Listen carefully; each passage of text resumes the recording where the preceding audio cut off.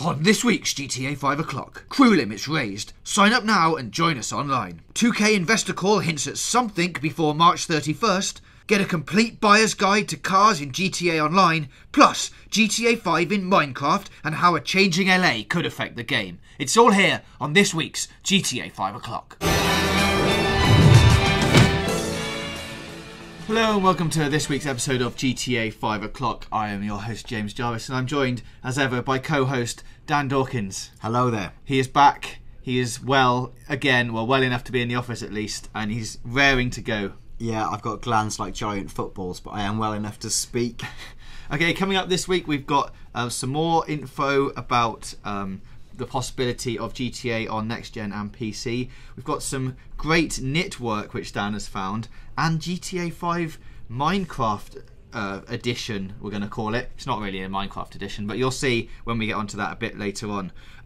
Just up top, a quick congratulations, not to us this time, but Leslie Benzies, Dan Hauser and Sam Hauser, who have been inducted into the Academy of Interactive Arts and Sciences as the 18th, 19th and 20th members in its Hall of Fame.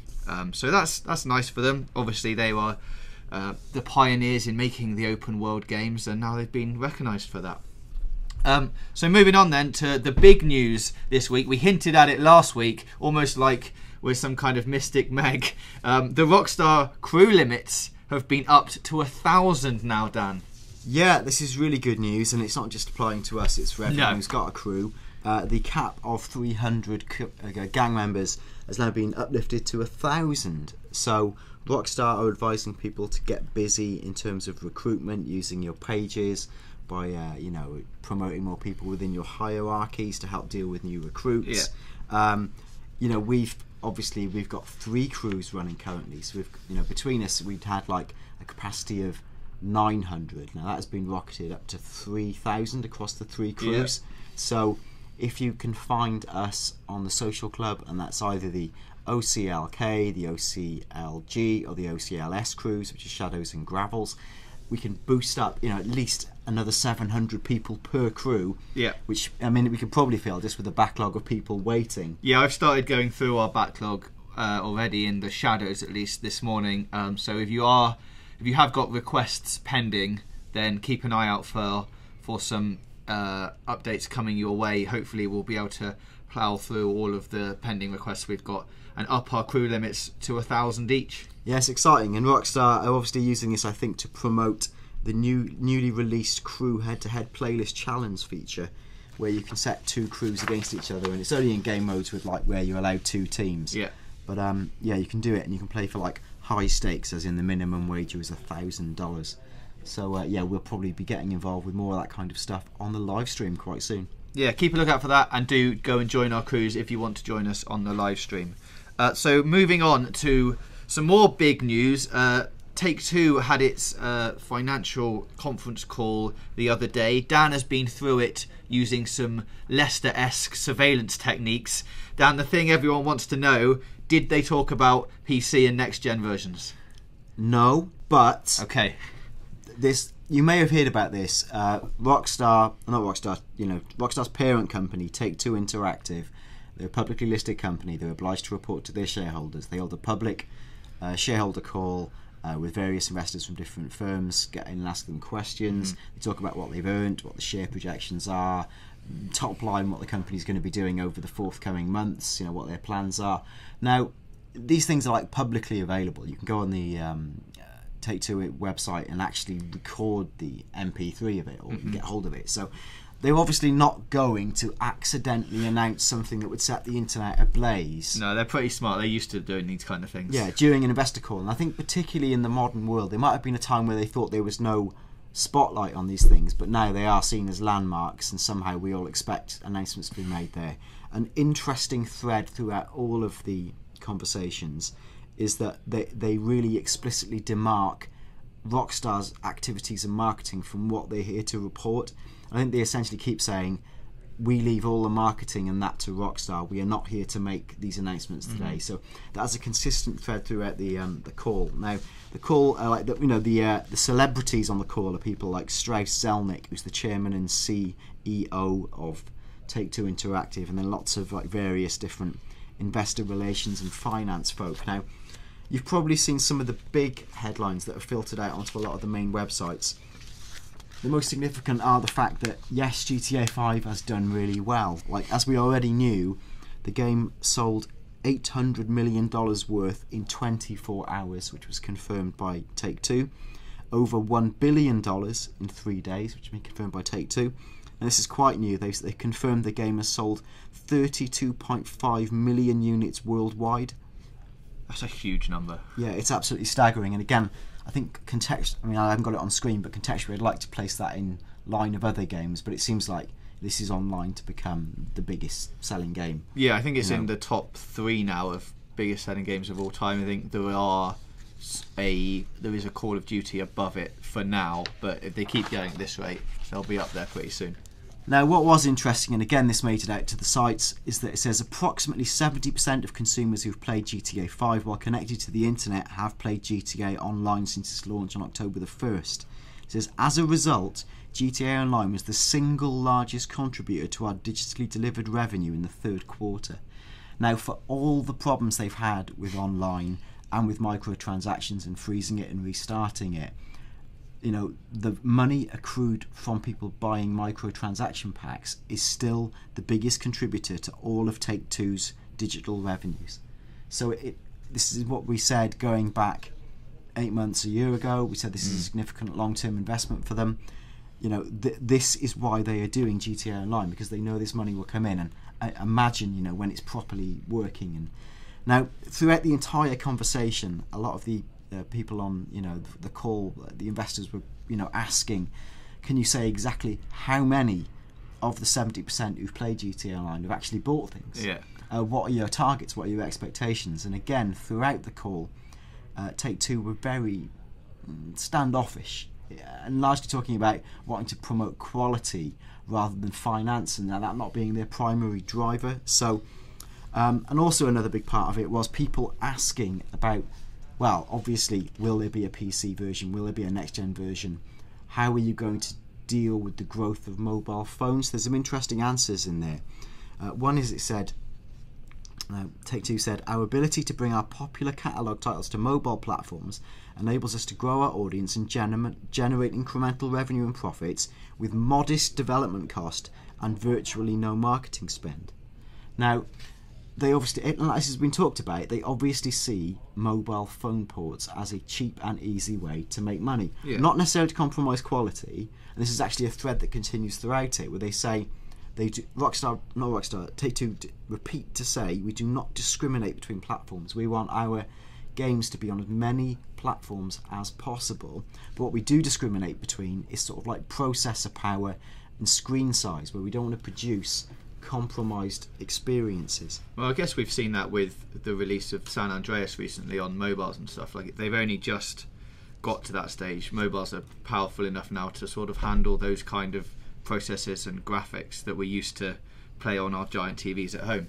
So I guess as mobile phones get more and more powerful, we'll see more and more Rockstar games on those devices. Yeah, absolutely. Now, what was also interesting, and this may or may not relate to GTA titles, is Take-Two said, looking ahead, we have a robust pipeline for both new intellectual properties and offerings from our proven franchises in development, including more than 10 unique titles for the next generation consoles. 10? So yeah, 10 Take-Two next-gen games in development. Right now? Yeah. So whether they're a mixture of stuff from existing franchises or not, but that's a lot of games, and I think that may be separate from Evolve that they've already announced, which is you know, the sort of Left 4 Dead style Aliens game. Now, again, this is talking about creator missions. Take-Two confirmed, they talked about the success of the creator function in GTA Online. It says the player community has already created and published over 2 million death matches and races. You've done one of them, Dan. Yeah, and of which I contributed 2 or 3 myself. It says consumers can look forward to more content from Grand Theft Auto Online in future. Now, it's worth, they added this on the single player DLC. In addition to supporting Grand Theft Auto Online, Rockstar Games plans to release substantial story-driven downloadable add-on content for Grand Theft Auto 5. Rockstar will have more to say on this in the coming months. Now, substantial is a word I've heard repeatedly, and in every conversation I've had with Rockstar myself, they use the word substantial as almost like a company mantra. So suffice to say, you know, it looks like it's in the ballpark of a Ballad of Gay Tony. Yeah, it's not going to be just here's an extra few cars. It will be proper story-driven DLC. Now, this is interesting. It doesn't sound interesting at first, but you'll have to wait for me to explain it. And now, what Take-Two did say is they announced their results for the third quarter, which is Q3 of their fiscal year 2014. So I think this is from the period of like September to December, effectively. Now, they confirmed that their net revenue increased 90% on the previous period, or the previous years, to $767 million. So, and they projected an outlook of 650 to 700 million. And they said it's primarily due to the continued success of Grand Theft Auto 5. Now, these figures don't mean much without the context, but you have to think, first of all, this in itself is a 90% uplift on what might be considered regular operating. Right, so let's say regular operating is like 50 to 100 million or something, right? Now, what is interesting is later on they talk about their fiscal projections for the current or upcoming quarter, which is Q4 2014, which is from Jan to March 31st 2014, which for many people have speculated, including myself, that this could be one of the release windows for either single player DLC or GTA 5 on PC. Yeah. Their predicted revenues for this period are 170 million to 200 million, right? So that is about a third to a quarter of what they made in that incredible GTA 5 release window. But it certainly isn't like 90% down on whatever the regular period is. So it does seem like they're expecting something to do quite good business for them in this next period. Now, it's worth noting, they said this explicitly, the majority of our revenue in the fourth quarter is expected to come from NBA 2K14, Grand Theft Auto 5, GTA Online, Borderlands 2, and WWE 2K14. Now, all of those games are out in some capacity. Hardly any of them, apart from Borderlands, which is actually a very old game now, are anywhere near the scale of GTA. So the significant bulk of those revenues aren't coming from NBA, they're not coming from WWE 2K14.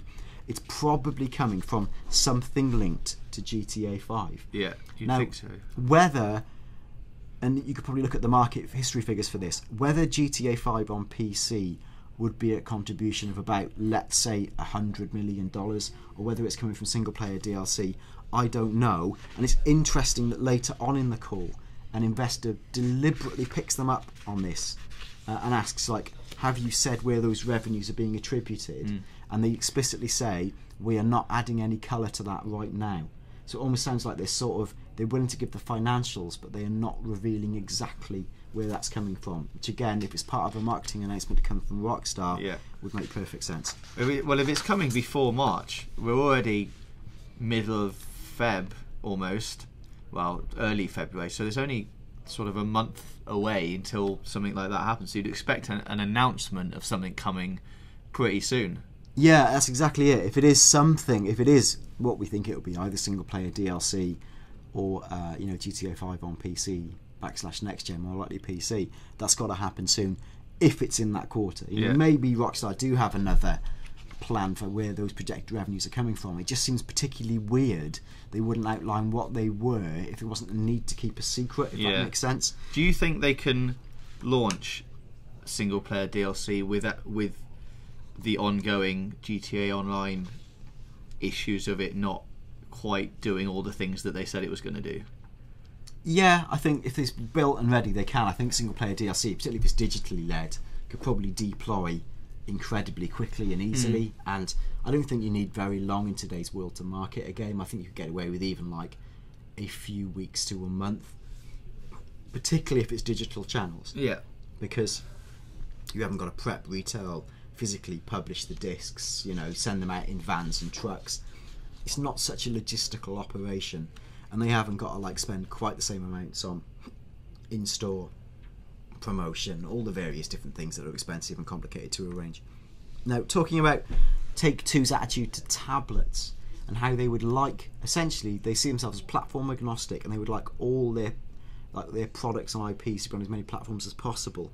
Strauss-Zelnick said, he says, if you believe in Moore's law, which is that, you know, processing power grows at an exponential rate, he says, and I do, then you believe that tablets will be tantamount to PCs pretty soon. And he says, and I have reason to believe that if that's where people want to consume video games, that's where we will be. So again, there's a commitment to wanting to do this. There's interesting comments from Strauss. A lot of people have said Rockstar weren't prepared, and we've talked about this on the show. Rockstar weren't prepared for the scale of GTA Online. They didn't invest significantly in their own dedicated servers. They talked around this a little bit because someone asked him a question and just said, you know, how are you going to keep this online sustainable? And it says, do you see a drop in the number of people that are online? How long can this go on? Now he says, Strauss-Zelnick says, we made it plain that we prefer to expand resources after we see revenues, not before. So they weren't going to invest heavily in a server farm until they knew it was going to be a sustainable financial thing. And then he says, we have made no bones about the fact that we have expectations for GTA Online in the fourth quarter, for example. He says, so clearly we have expectations going forward, but we are not at a point yet where we want to share the metrics. Now later on he goes on to talk about not wanting to buy or invest in dedicated, I suppose, like backbone support themselves, but would rather outsource third-party server stuff as and when they need it. But they just do not see it as part of their strategy to invest in expensive and at some stage probably redundant server capacity. I guess because as they announce new stuff, you'll get an influx of people going onto online, and then that number will gradually tail off back to its original thing. So it'd be crazy to invest in a giant server farm that's only going to be used sort of, you know, 3-4 times a year properly. Exactly. Like I touched on earlier, people were talking about how many people who've played GTA Online have purchased things, and Strauss-Zelnick repeats, he goes, yes, we are not talking about the percent that have monetised. And again talks about, you know, wanting to make it a qualitative experience. 70% is still a giant number to even get people who have got the game to go online. Like, that's a huge... Yeah. 32.5 million copies sold. I don't know how many of those have got access to the internet, but again, let's say it's 50%, so you're looking at 16 million there, and if 70% of them, you're looking at like sort of 12 million who'd have tried online, which is pretty staggering, really. It's a huge amount of people. Again, you know, those figures are fast and loose, but it's an idea. Now, Colin Sebastian, who's from one of the various investment companies, said, first off, could you provide any perspective on the efforts required to bring a franchise like GTA 5 over to other platforms? Is that more or less a traditional port? Now, given that we've looked at the bug logs, this is quite a pertinent question. Now, again, Strauss-Zelnick is very quick to sidestep this, and he goes, we are going to leave it to our labels to talk about what happens with their properties going forward. And he goes, he says, I know at times on these calls people would like me to talk much more about upcoming releases, and there's sometimes frustration that we don't. The truth is, he says, we are trying to provide as much transparency as we can to our shareholders and leave marketing decisions and the marketing announcements to our labels. So again, we're just not going to get that. Like I said about server farms, this is what they said exactly. In terms of infrastructure, look, the world is going to, and he says, well, he says, you know, resources are outsourced and cloud computing, that's hardly a secret. And we have zero interest in building out massive facilities and spending a great deal of money on CapEx, or capital exchange. He says, I think the bulk of our needs will be handled by third parties. But no, we are not building call centres, data centres or server fronts. So that's like a fairly unequivocal answer for everyone who's asked us on the show previously. Now, this is fascinating. This is the Take-Two's views on multi-platform gaming laid bare.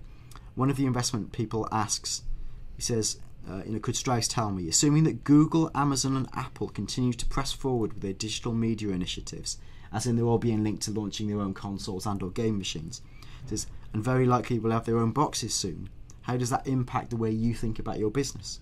And Strauss's answer is, well, that's good news, because more distribution to consumers on a multiplicity of devices is a good thing.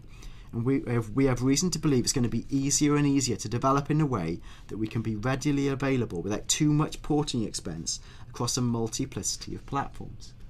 So that'll be their sort of engine techs being developed to be easily ported onto anything they want, basically. Exactly, and again, might go back to our GTA bug log files and building out a PC version which is transplantable with like a last gen mode or whatever it is, things that allow it to scale up and down quite easily to match a platform from an easily transportable base. And it says, it basically says, I think the answer is we intend to be everywhere. So it's unequivocal. Yeah. So for people like wondering again in the broader context, would GTA 5 come to PC, given that Rockstar's intention is to be everywhere and the only thing hampering their decision making are technical issues like screen size or processing, what's stopping them bringing it to PC? I'm not seeing anything here. Another one of the capital investment firms says, on GTA Online, have you any thoughts on making that a mobile opportunity, just in order to keep people engaged with the franchise when they're away from their consoles or big screens? Now, again, there's lots of talking around this, but what Strauss-Zelnick says is, in terms of mobile opportunities, again, we don't really distinguish between mobile and sort of fixed consoles. We don't distinguish between tablet and PC. We don't distinguish between console and PC and tablet. He says we do distinguish between screen size, small, medium and large, because they accommodate different experiences. He says, and we have our own limitations based on platform's technical ability to serve our needs and consumer needs. What he goes on to say is that when they've made, and he says this, he says, the stuff that we have made, the bespoke stuff that we've done for lighter platforms, as in scaled down versions of games, has always enjoyed limited success. Now they're not saying failure, but they're couching it in terms of when we've scaled back the core of our product, it simply hasn't worked as well. So again, you've got to look at that in the context of their business. Right, almost getting there now. A question was asked explicitly again about the way that people are going to migrate from current gen to next gen, and that will mean they will, like, by virtue of the move away from playing current gen GTA Online. He says they're leaving the online play experience in GTA as they upgrade the console experience. Is it reasonable to expect that as people upgrade, they are not playing on prior gen machines? Now, Strauss said, look, we were selling PS2 products until very recently. Then he goes on, but he says, but I think you are right. As the new platforms gain momentum, we hope they will, software is made available for them. A lot of the consumers will turn their attention to that, and that's why we have more than 10 titles in development for these new platforms, and why they are sounding very enthusiastic and optimistic about our future. So again, it's a couched commitment to providing that service on different platforms. Now, what was interesting is someone had picked up on a couple of unusual accrued expenses in the latest set of accounts. And it says, is that related to internal royalties? As in, is someone in Rockstar getting absurdly rich from the sale of GTA 5? And now, the actual sums aren't listed, but I'm sure you can probably guess the figures. He would be making big money out of this. And he says, I can't confirm the exact details of the account, but it was to do with certain items for compensation for our incentive compensation plan. So somebody at Rockstar has made a big enough amount of royalty payment for it to be significant in the balance of a $750 million sheet. So it's a world that I don't inhabit. I'm mildly jealous, but respect is due. Where's our royalty payments? In the next life, James. Just wait, Dan. Once you get your quads tennis, once they implement that feature, you can come back. Maybe the trickle down will make me rich. Maybe. Now, interesting thing, just an aside, they confirmed that Take-Two have 2,500 employees at the end of this quarter, of which 1,800 were in development. Okay. So I guess 700 is ancillary, marketing, executive, that kind of thing. So yeah, it's like almost 3/4 of the staff are in development, which obviously is where you need your resource. This again was pretty fascinating.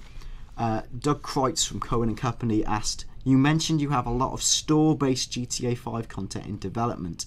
Can you just say whether your March quarter guidance contemplates any of that being released in the March quarter? Thank you. As in, is any of that 170 million to 200 million to do with store-based GTA 5 content? Strauss-Zelnick's answer is to the point, and he says, yes, we have not given any colour on that. End of answer. Right. So he locks him down. So again, are there secrets being withheld? It's entirely possible. So that is the conference call. I know that, hey, maybe you could say there's not that much top-line stuff in there. Reading between the lines, Rockstar are making a long-term commitment to multi-platform. And I think they will probably see a point where if they could release tablet versions of their games that were as good as the main versions, that would probably happen simultaneously as the sort of, the influence of a lot of that. Yeah, and that they've got 10 games in development for next-gen consoles. Yeah. Which is big news, really. Yeah, it's a lot of games, and they're not all going to come out at once. That's an interesting staggered depth of portfolio. All right, so that's the conference call. Hope you've got some good information out of that. The next thing that we've got to cover quickly now, I've just got down knitted Trevor, Dan. Hopefully you can fill people in on this. Well, I can't really elucidate much more than this, but if you watch on screen now, you will see a wonderful sort of Sackboy style Trevor, and someone on Instagram has created like a wonderful montage of Sack Trevor. Looking angry and sad and all these various different things. I just thought it was a fun thing to bring to your attention. You can follow the links to it through the Rockstar Newswire. Now apparently Ned Luke commented on it and got sad and said, where's my knitted Michael, and there's talk of there being a knitted Franklin in the works as well, so maybe finally we'll see the knitted community. I'm sure somebody there has missed like a dyed in the wool type joke or something better than that, so share your brilliant knitting puns below. Amazing. Go and knit your own and send us pictures of them. Next up, knit us. You can knit Dan and James. Yeah, that'd be amazing, and then we can show pictures of us holding we've gone too far, haven't we? Good. Next up, some more stuff from the Newswire. This is a brilliant graphic from Spikermat, which Dan you found, which is like an online buyer's guide to the different types of cars and vehicles that people can buy in the game and all their different stats. Yeah, somebody's just gone through and made like a really amazing infographic of like the different types of cars in the game, like supercars, sports classics, bikes, coupes, muscle cars, sedans and compacts. And what it does is it shows you in graph form like the relative speed, braking, acceleration and handling attributes of all those cars. It's a really quick and easy way to go, like, I want the fastest, best handling car there is. Bosh, it's there. So like if you wanted the fastest car, you're probably looking at, what is it, the Trafado Adder at the bottom there, which is a sweet $1 million. So that's like your best pure speed vehicle, and you can go through various things picking out the best bikes. It's just props to those guys for producing a really good infographic.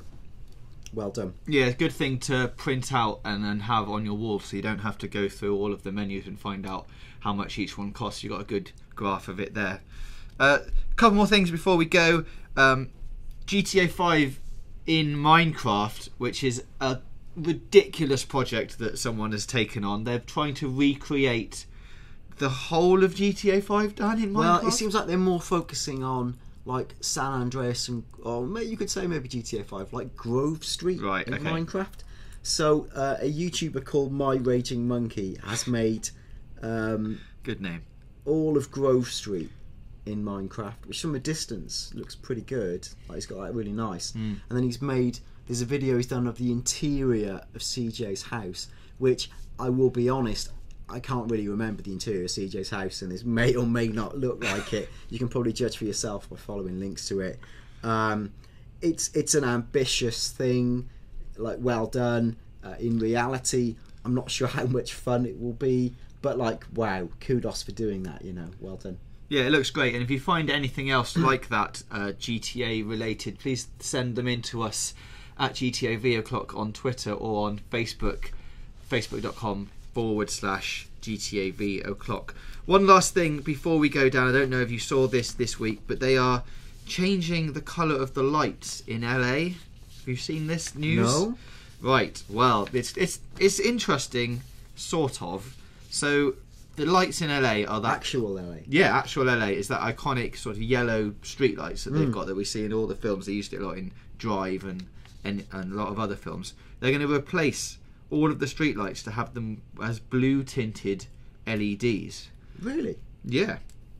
Which means that all of the look and feel of LA will basically totally change from that sort of yellow hue to quite sort of stark white roads now. So yeah, that yellowish glow will be gone, and they're doing it in a lot of other places. I think they're doing it in New York as well. I think it's a thing, probably some kind of health thing that they've discovered, that white lights are better for you than the yellow glow. But it does mean that they can't really correct it in post-production either. So it means that all of the films that will be set in LA after they make that change are going to look completely different to all of the other films that they've shot, and potentially games. Now, obviously, GTA 5 takes on the LA lighting scheme, and it is all yellow and stuff and everything. So it'll be interesting to see whether at some point they decide to change the lighting in online to reflect what's happening in real life. That's actually like really, it feels like a culturally significant moment, because I think we've also wed to the idea and the branding of LA as this sort of like yellow street. I think from the daytime you got your images of like the orange soaked beaches of Santa Monica and the sunset, and then nighttime it's this yellow glow, sort of you can feel the heat coming off the street, this kind of feeling. And yeah, to sort of cast it into a more crystalline blue almost feels like, oh god, I'm in Detroit with RoboCop or something, you know. It's like, you know, they're rebranding the city at night almost. So it's quite a significant step, and I'm sure people can find this probably a legitimate reason to do so. Maybe the fact that they're using light bulbs that are £7 billion cheaper to run or something, you know, it could just be that. But, you know, to me that almost feels like a sad cultural watermark moment. Yeah, it's definitely a change in history. I mean, you'll be able to properly date now that changeover of when films were made and when, you know, cultural references were made to LA, judging on what the nighttime scenes look like. So I just thought I'd throw that out there. Let us know your thoughts about that in the comments below. And I think that is the end of this week's GTA 5 o'clock. Lots of good stuff in there, lots for you to mull over. If you've got any comments, please put them below. If you've got anything that you want to join us, or anything you want us to do in the live stream on Friday, like links to your playlists or some jobs that you've created, put them in the comments, send us them on Facebook and Twitter. And don't forget that on Friday, hopefully Dan will be back. Unless I drop ill again, which I'm hoping not. It was great last week. I heard it went really well. Well, we won a thing, Dan. Well, I don't know what's going on We there. won everything, in fact. Looks like I wasn't there to distract you. Well, some people were saying that. Other people, you know, were just saying that it was just because I'm brilliant. I don't know. Oh, right. I don't know. Yeah, okay. It's fine. It's fine. Thank you for that, Mama Jarvis, for your interjection. You'll be back next Friday, so normal service should resume. Normal great service will be resumed. So thanks for listening. And Dan, I think we're ready to say goodbye. Yeah, bye. Thanks for listening.